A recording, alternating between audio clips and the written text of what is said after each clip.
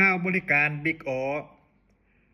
สมาคมศิษย์เก่าอิเล็กทรอนิกส์วิทยาลัยเทคนิคอุบลขอเลื่อนและก็เปลี่ยนสถานที่จัดงานอิเล็กทรอนิกส์ล้ำลึกครั้งที่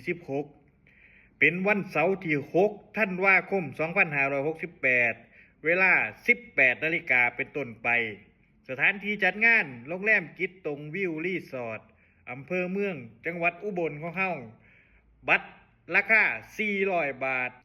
วัตถุประสงค์ของการจัดงาน 1. วันแห่งเกียรติยศครบรอบ 40 ปีสมาคมศิษย์เก่าอิเล็กทรอนิกส์ 2. เพื่อหารายได้จัดซื้อคลุภัณฑ์ทางการศึกษาให้กับแผนกอิเล็กทรอนิกส์